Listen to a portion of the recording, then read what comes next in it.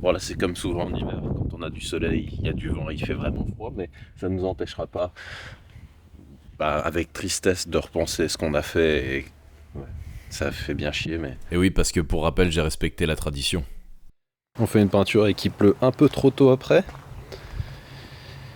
Donc on est parti pour gommer cette mauvaise copie de la surface lunaire et on pourrait en profiter pour s'y prendre différemment pour espérer un résultat qui ferait pas faire de cauchemar aux professionnels de la carrosserie.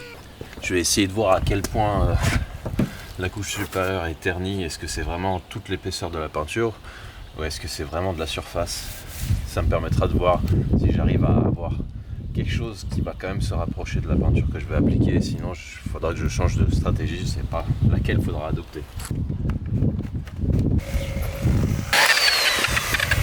Ce petit test révèle qu'on aura une teinte approchante, mais les UV ont commis leur méfait habituel et il vaut mieux pas tenter de raccorder en plein milieu d'un panneau. Bon, il y a encore un peu de finition à faire, mais j'ai pensé le plus gros. Ensuite, il va falloir attendre qu'il y ait des conditions météo qui permettent d'appliquer la peinture. La semaine prochaine, peut-être un moment. Pour l'instant, c'est trop tôt. Il fait vraiment très froid. Donc vous l'avez sûrement compris, on va lui offrir un latéral complet. Pas la peine de faire durer le suspense, la journée en question a fini par arriver et j'ai pu pulvériser ce que je voulais. Reste plus qu'à retirer le masquage et à pas commettre 2 fois la même erreur stupide. Une fois durant son existence, la MGF prendra donc la place d'une Maserati à l'abri.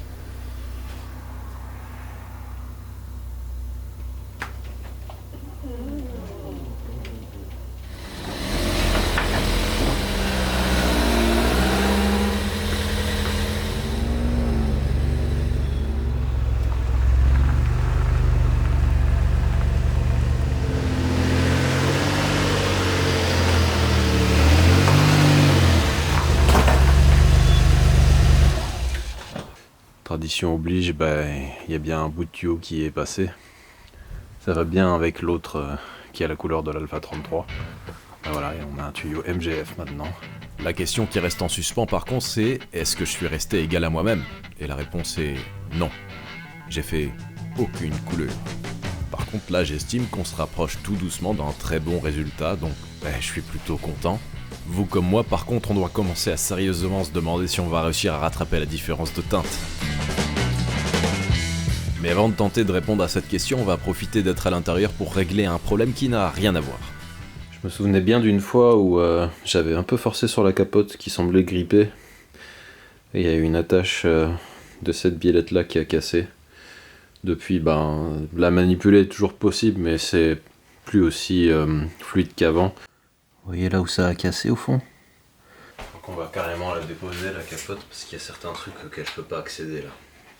On pourrait croire que déposer une capote est un gros boulot, mais c'est quasiment aussi rapide que pour la variante en latex, un morceau de plastique et 4 grosses vis. Finalement j'ai carrément soudé le support de la biellette et j'ai aussi trouvé une vis d'articulation cassée. Ça j'ai pu le régler proprement. Ça sera plus facile pour percer, retarder la grosse vis qui a cassé, sachant que a priori c'est quand même ça le plus important dans l'histoire. C'est le résultat final qui compte, ça fonctionne impeccablement de nouveau.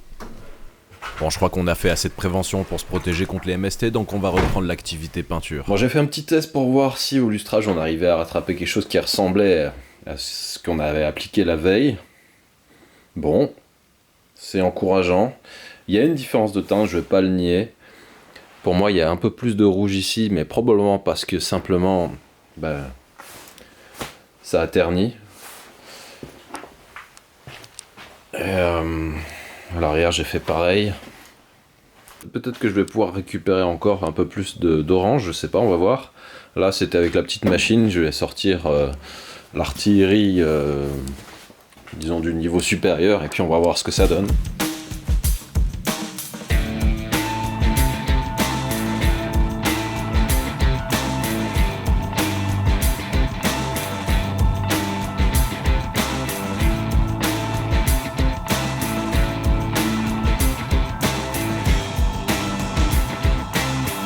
Ensuite une petite coupure téléachat. Je me suis équipé de ces 2 lampes qui permettent un traitement spécial à base d'UV. Donc c'est assez simple en fait, on les passe comme ça. Dans un mouvement assez régulier, il ne faut surtout pas aller trop vite.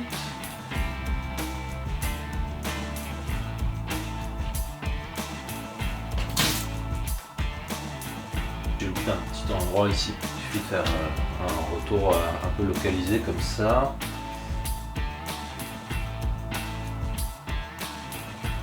Si c'était vrai, je serais sûrement déjà millionnaire, mais on peut toujours rêver. Donc après ce subterfuge moisi... Vous comme moi, on va devoir continuer à trimer pour pouvoir faire briller ces peintures à la con.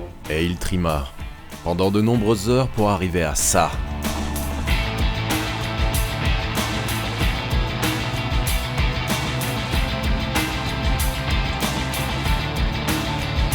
Il y en a toujours pour se moquer de ma peinture faite maison dont j'ai soigneusement choisi la teinte pour qu'elle soit indéfinissable. Est-ce qu'il change d'avis à la vue de ces images ? Pas sûr. Après tout, il y en a qui aiment les voitures grises et les jantes noires sur une Maserati verte. Il nous reste un dernier petit truc à faire pour dire d'en avoir fini avec ce bas de caisse. Normalement, ça devrait ressembler à ce qu'il y a de l'autre côté, d'origine.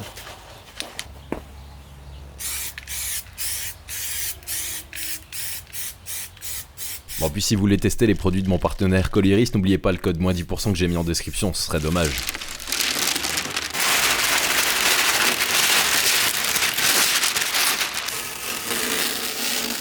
On n'oubliera pas bien sûr de repasser de la cire pour les corps creux, et à partir de là, on peut supposer qu'on a bien travaillé et que ça fera la vie de la voiture. Puisqu'elle est déjà levée, on va en profiter pour abandonner ici la carrosserie et revenir sur de la problématique mécanique. Il y en a qui ne sont jamais rassasiés, je le sais. Je pourrais la lever encore bien plus haut que ça, la voiture, mais j'ai pas encore vraiment confiance. Enfin, c'est débile d'ailleurs. À cette hauteur ou plus haut, si je me fais écraser par la voiture, ça aura les mêmes conséquences a priori, mais bon. J'aime bien être accroupi en fait, c'est tout. Encore que je débranche les sondes lambda parce que je vais pas tenter de les dévisser de la descente d'échappement. Maintenant, faut que je trouve où est-ce qu'elle est branchée cette sonde lambda. Bah pas du tout là où mes mains peuvent accéder bien sûr, faut repasser par-dessus. Pour ceux qui ont pu l'épisode 1 en tête, j'avais remarqué que j'avais une fuite d'échappement dans cette zone sans savoir précisément où. Allez, c'est où la fuite là ? J'ai pas ma machine à fumer en ce moment, donc pour tester si il y a une fuite, et je suis quasiment sûr qu'il y en a une là-dedans. J'avais cru que c'était côté son lambda autour, mais il n'y a rien. Donc voilà, il y a cette solution.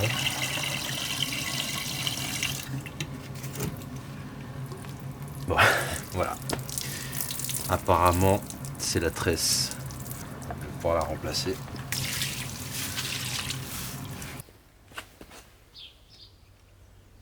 On peut remercier Dynaparts, qui sont toujours présents pour me dépanner lorsque j'ai des pièces que je trouve pas.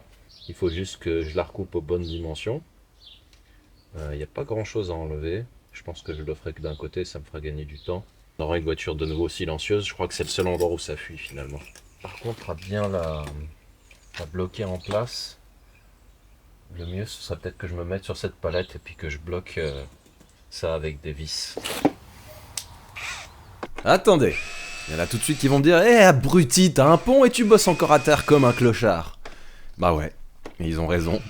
Non mais il va falloir un petit temps d'adaptation, c'est tout hein. J'ai fini par m'en rendre compte quand même et j'ai laissé tomber cette méthode inutilement périlleuse.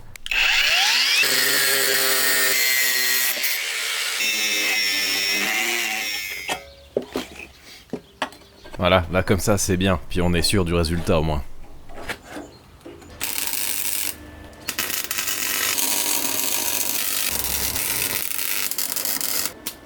Bon, ça reste des soudures plutôt moches, mais c'est étanche. On va pouvoir comparer par rapport à avant. Donc voilà un aperçu avec la fuite, et puis un avec de nouvelles pièces en place.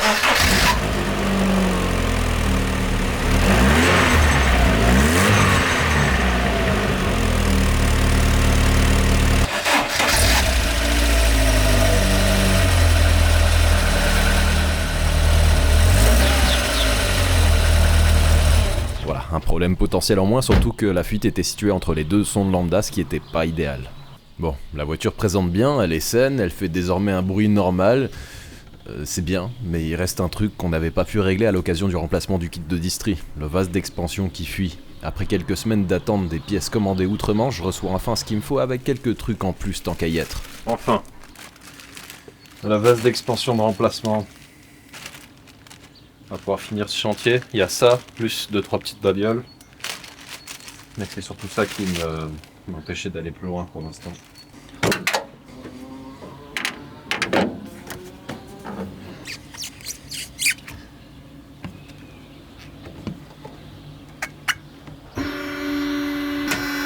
donc dans le lot des autres trucs que j'ai reçus, il y avait ça. En fait, ce qu'il y a du jeu, c'est ça.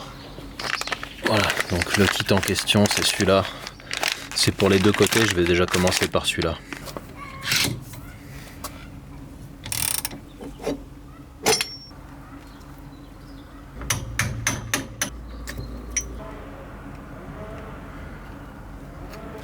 Bien, la différence d'épaisseur entre les deux, c'est ce qui permet de mettre la pièce bien plus en contrainte. Il n'y a plus de flottement avec ça.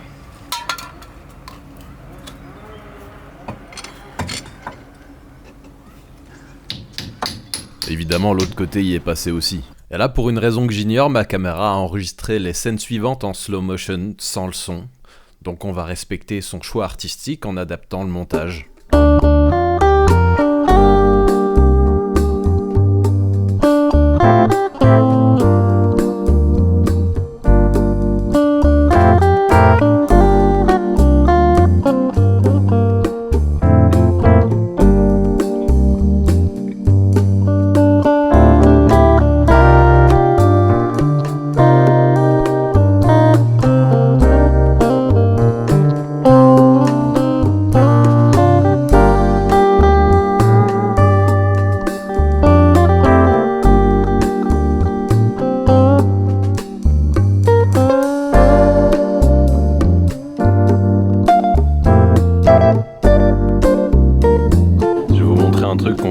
Plus beaucoup de nos jours, enfin non on le voit plus d'ailleurs, point de graissage. Là on a affaire à une vraie voiture anglaise digne de ce nom. Pour pouvoir accéder à ce graisseur avec mon outil qui est pas le plus évolué, il faut déposer une partie de l'amortisseur, au moins le décaler. Et après on a notre point de graissage ici, on pompe et il faut que ça ressorte des deux côtés. Et là ça veut dire que c'est bon, on a fait le plein. Je vais faire pareil de l'autre côté et a priori devant on retrouve exactement les mêmes points de graissage. De toute façon la suspension avant-arrière c'est quand même très très similaire. Et après plein d'optimisme, j'ai voulu tester le système de refroidissement. Bon, finalement le vase d'expansion c'était pas la seule fuite. Le radiateur aussi au niveau du boîtier juste à côté de la jonction avec la durite inférieure. Ah ouais, clairement ça fuit. Et pour la dépose, on a eu le droit à encore un peu de ralenti impromptu. On va s'adapter encore une fois.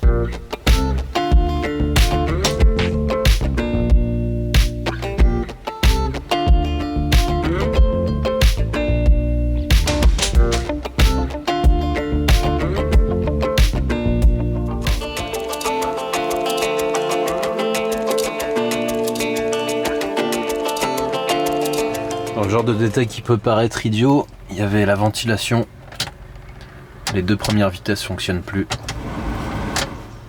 Donc je vais remplacer le pack de résistance, enfin l'étage de ventilation, c'est comme ça qu'on appelle la pièce en français. A priori c'est derrière la boîte à gants, qui est pas bien difficile à enlever.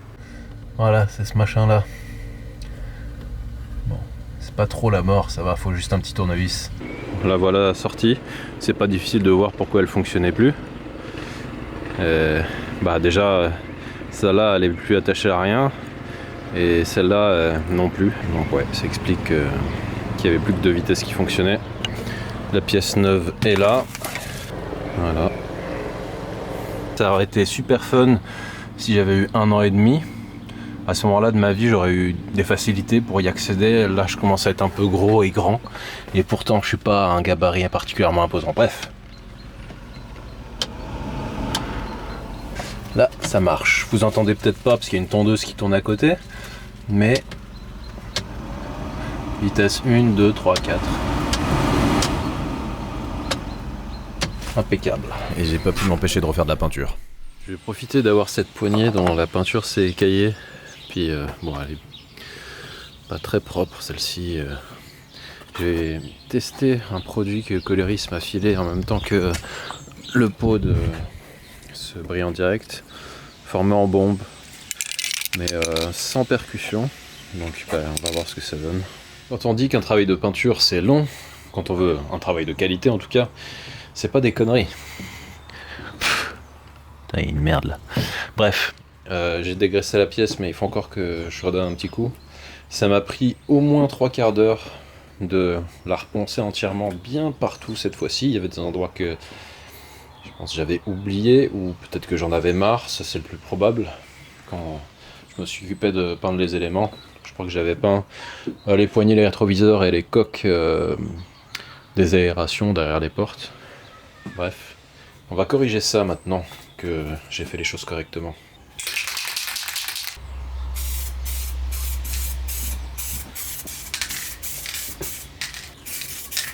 En cas de doute, il y a toujours les instructions derrière, donc 1 à 2 couches, 5 à 8 minutes entre les couches.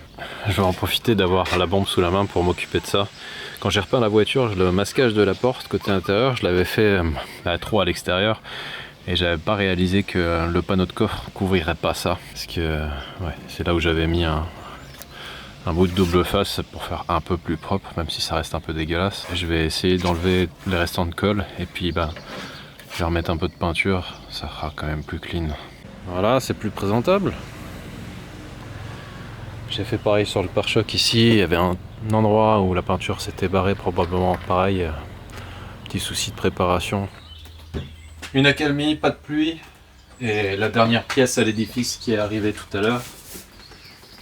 2 jours entre la demande à Autoshop et la réception du radiateur, et j'ai pas trop de doute sur le fait que ce soit le bon. Bon, ça a bien l'air d'être ça, hein. Et puis psychologiquement, c'était le bon moment pour vidanger le carter d'huile. Et puis comme ça, j'étais à l'abri de la pluie. C'est le seul inconvénient du pont, c'est qu'il faut tenir la bassine. Au moins au début.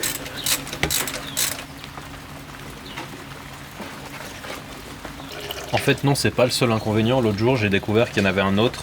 C'est qu'il faut éviter d'être con et de pas laisser la caméra sous le pont.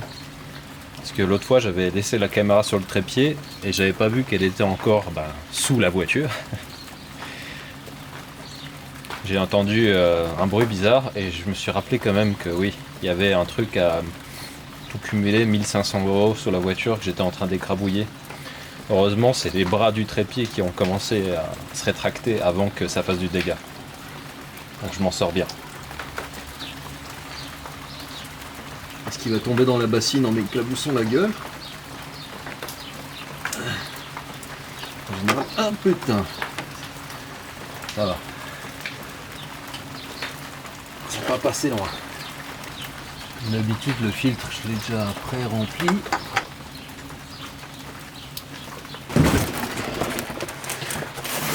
Si vous êtes pété de thunes et que vous avez trop d'argent, vous n'avez pas besoin de code promo. Sinon, vous pouvez utiliser celui que j'ai toujours, mais qui a changé récemment. Maintenant, c'est gasoline tout court en majuscule pour Racing Lube. Vous aurez droit à moins 10%. Et je parle de ça puisque je vais verser ce qu'ils m'ont envoyé là. Liquide de refroidissement et huile neuve, mais je vais pas vous le montrer parce que sinon la caméra va vraiment décéder, et pas sous un pont mais sous la pluie, et c'est pas une meilleure mort pour une caméra. Allez, je lui fais gober ça et ça et je reviens. J'aimerais bien essayer la voiture en fait. J'avais oublié cette connerie. L'orifice de remplissage accessible sans beaucoup de démontage, en fait c'est que pour la pointe. Là j'ai essayé de mettre directement 1 litre d'huile dedans et ça a dégueulé, donc j'en ai foutu partout. Il faut passer par la trappe et j'ai pas envie. Je vous montre ce que ça a donné, la peinture en bombe sur la poignée de porte, ça me semble bien. Il y a juste un truc à prendre en considération si vous utilisez ça plutôt que le produit en pot et à utiliser avec un catalyseur, enfin avec un durcisseur plutôt, c'est que ça prend beaucoup plus de temps à sécher, donc pour les pièces c'est bien, vous pouvez les abriter et pas les laisser dehors sous la pluie, c'est une bonne chose. Moi j'y ai pensé hier, pour une fois, je vais la remonter maintenant. Au final, pour se simplifier la vie, je vous conseille plutôt les bombes avec catalyseur activable qui vendent aussi. Seul inconvénient, vous avez grosso modo 48 heures pour l'utiliser une fois percuté. Je suis mouillé, j'attends que ça finisse de gonfler parce que depuis le temps évidemment c'est un peu à plat. Je vais enfin pouvoir aller tester le chauffage fonctionne, la désemballage nickel et tout, donc c'est déjà bien. Les conditions de test sont bonnes. Je connais ces voitures et j'ai confiance. C'est une anglaise quand même. Bon, elle a déjà fait son trajet jusqu'à la station, c'est bien. Pas eu de problème. Impeccable. Je vous ai dit, il n'y a pas de surprise avec cette voiture, elle fonctionne. Oh putain, 1 centime. À l'échappement, ça fait un bruit de fuite d'air qui ressemblerait vaguement à un turbo.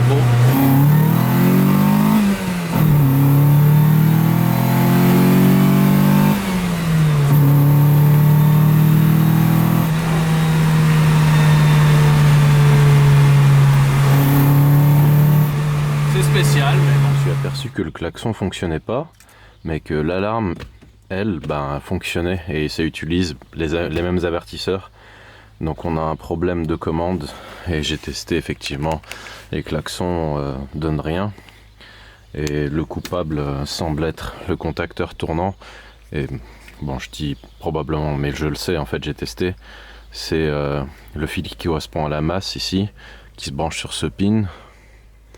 Il n'y a pas de continuité entre les deux, donc effectivement vous savez comment c'est fait ce truc, enfin la plupart d'entre vous sûrement, il y a une nappe qui est enroulée là-dedans. Et bon, la nappe elle porte l'ensemble de ces contacts. Il n'y en a que 2 qui sont utilisés dans notre cas.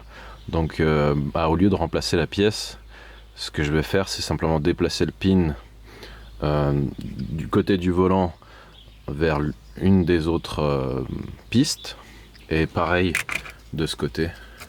Et là normalement ça devrait fonctionner de nouveau et on aura dépensé 0 €. Bon, j'ai réussi à les sortir mais non sans mal. En fait, dans le connecteur en plastique, il y a des leviers à faire bouger et c'est ça qui retient l'essentiel du fil. Contrairement à beaucoup de montages, c'est pas la partie métallique qui comprend une patte à plier. Et donc en fait je suis passé de ce pin à celui à l'extrême. C'était plus facile pour m'y retrouver. Et évidemment j'ai fait pareil de l'autre côté. Maintenant on va pouvoir brancher et tester. Et si jamais vous étiez inquiet au sujet de l'airbag, en fait ça utilise carrément une autre section de la nappe, donc il n'y a aucun risque. Voilà, c'est le moment de vérité.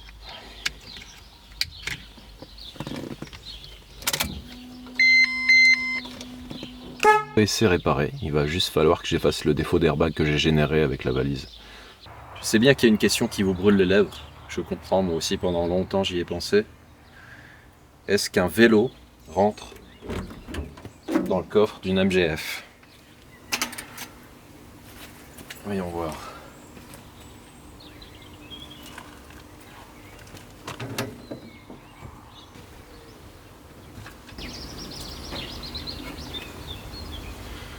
Donc oui. Et puis j'ai été passer mon contrôle technique comme ça. Franchement, je suis plutôt fier de ce à quoi on est arrivé. J'ai fait beaucoup plus de trucs que ce que j'avais cru au départ. Au début, je pensais vraiment me contenter de faire le minimum du minimum pour que elle puisse passer un contrôle technique et qu'elle me fasse pas trop honte. Et là, non, effectivement, j'en ai plus honte. Parce que l'histoire du bas de caisse, j'avoue que ça m'avait un peu embarrassé. Je trouve que le résultat à ce niveau est presque au-delà de mes espérances, donc y a de quoi être content. Et puis en termes de fonctionnement, elle roule quasiment comme une neuve. Après, pour le reste, à savoir si c'est des défauts présents d'origine ou pas. C'est vraiment super fun comme voiture et je trouve ça dommage finalement que d'occasion elle soit pas mieux représentée parce que elles valent rien. Et c'est difficile de mettre de l'argent dedans, donc il y en a pas mal qui finissent en pièces. Et j'espère que celle-là n'en fera pas partie avant longtemps. Même si c'est une conduite à droite et donc elle a encore moins de valeur que les autres. Elle ne mérite pas ça, non? C'est entre les mains de quelqu'un d'autre qu'elle va continuer son parcours. Moi je crois que j'en ai profité suffisamment longtemps. Ouais, bientôt 10 ans que je l'ai. C'est sûrement la voiture que j'ai gardée le plus longtemps. C'est difficile de s'en débarrasser. Non, pas que ce soit difficile forcément à vendre, peut-être, mais c'est surtout que c'est attachant et qu'un cabriolet, dès qu'il fait beau, ça donne envie d'en profiter, même si je ne l'ai pas suffisamment fait par manque de temps. Donc d'ici quelques jours, je pense qu'elle trouvera son nouveau propriétaire et j'espère qu'il en fera bon usage. Faut qu'il tape dedans. En parlant de taper dedans, on va faire un dernier petit tour pour que je vous donne mes impressions à son sujet.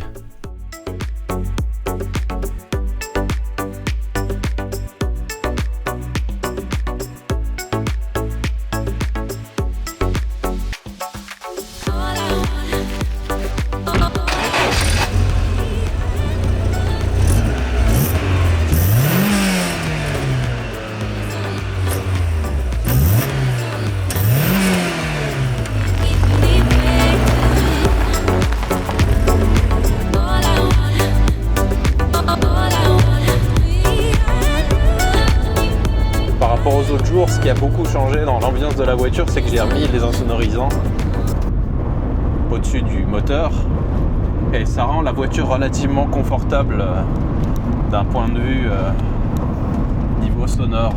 Pour rappel, la MGF, c'est la première voiture que j'avais montrée vraiment sur la chaîne.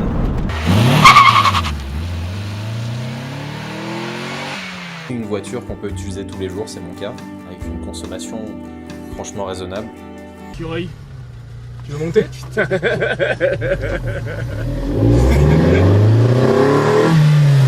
Auparavant, c'était juste des bouts de vidéos que je mettais comme ça pour partager avec des amis, mais c'est avec elle que je me suis lancé, donc c'était un projet un peu spécial quand même pour moi. C'est vraiment une voiture qu'on prend plaisir à piloter, on aime vraiment lécher les trajectoires, essayer d'être le plus précis possible, sans forcément atteindre des vitesses folles, puisqu'il y a 120 chevaux pour une tonne et quelques. Pas beaucoup plus, mais ça donne pas un rapport poids-puissance complètement dément. Mais juste de quoi s'amuser, et vraiment sur circuit c'était une très très bonne expérience et une bonne surprise cette voiture. J'ai déjà fait quelques longs trajets avec, dont un pour aller à Amiens, donc wow, il y avait peut-être 1500, 1600 km aller-retour. J'avais réussi à faire moins de 5 litres 5 au 100. Mais en fait c'est normal, la voiture est légère, elle est très aérodynamique parce qu'elle est super basse et elle est plutôt bien dessinée.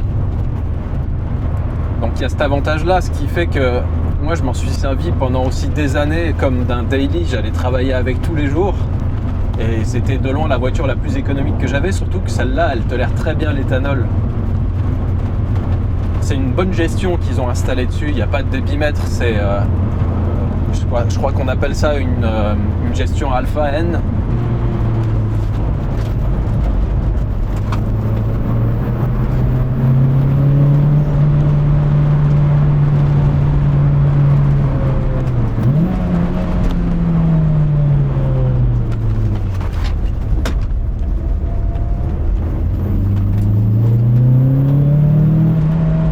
Je l'ai déjà dit, je pense, mais niveau tenue de route, c'est loin d'être ridicule comme voiture.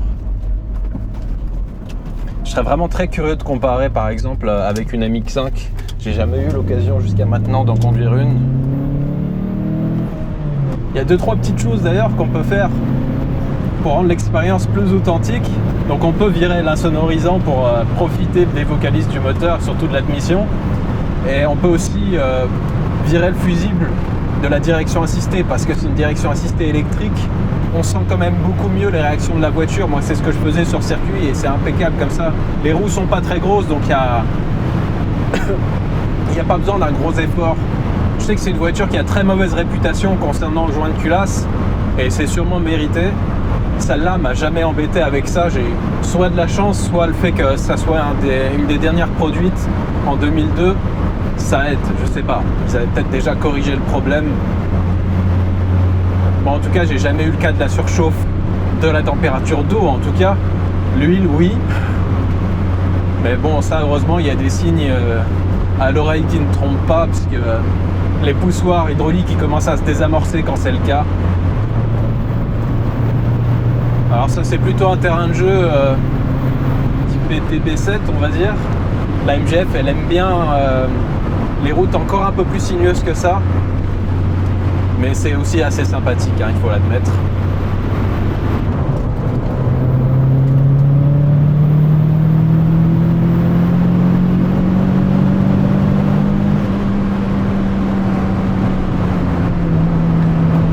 Le freinage, c'est pas un point fort de la voiture. En fait, c'est pas les performances du système de freinage qui posent problème, c'est le pédalier. D'ailleurs, il y a des modifications assez connues à ce niveau pour rigidifier le pédalier. Pas qu'il s'enfonce. Je crois que c'est ses points d'ancrage qui posent problème. En fait, il n'est pas suffisamment bien fixé à la voiture. C'est vrai qu'il faut appuyer assez fort pour freiner à froid surtout. À chaud, ça s'améliore beaucoup, je trouve. Si j'avais réussi à aller au bout de mon projet, c'est-à-dire vraiment utilisation purement circuit de cette voiture, probablement que c'est un truc que j'aurais fait. Mais voilà, vu les soucis liés à la température d'huile et l'absence de solution, puisque pour rappel, j'ai déjà installé un radiateur d'huile dessus, donc je peux pas faire grand chose de plus.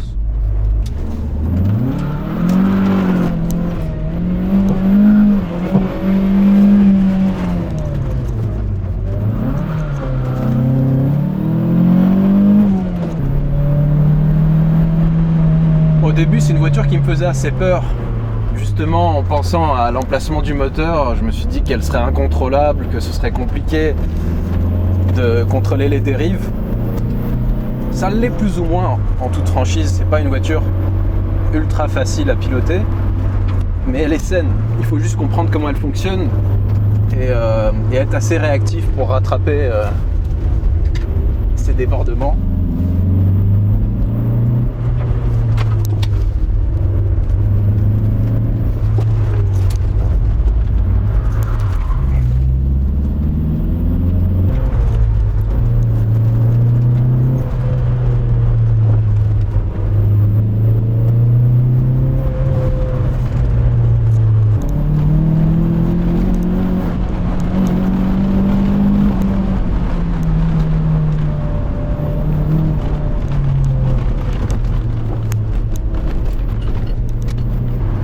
Il y a un truc dont elle n'a pas vraiment besoin, c'est un autobloquant, et ça c'est grâce au placement du moteur. En départ arrêté, elle est vraiment balèze cette voiture.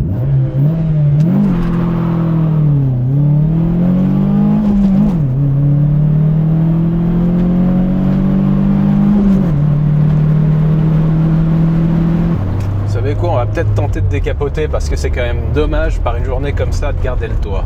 Donc ça prend pas bien longtemps. En principe, c'est mieux de le faire de l'extérieur, mais ça marche aussi comme ça. Et on en arrive au principal problème du cabriolet. Il faut toujours avoir une casquette avec soi.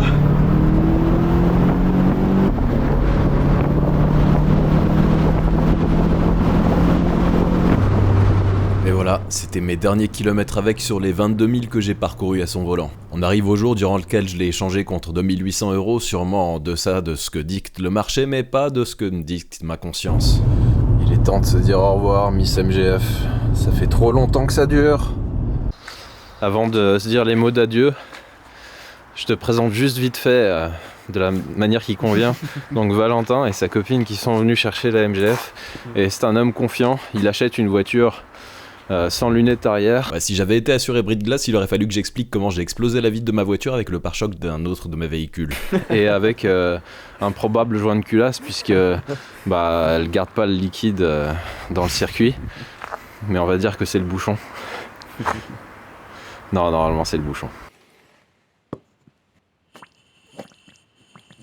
Les tests disent que c'est lui. Bonne route et puis bon Budapest Rally alors. Hein. Merci. J'espère que vous donnerez des nouvelles sur le groupe Facebook. Oui. Oui. On compte sur vous. Ouais. Ah, ça fait bizarre au bout de 10 ans quand même. Là, il va se faire avoir par l'alarme. Ah non, c'est bon.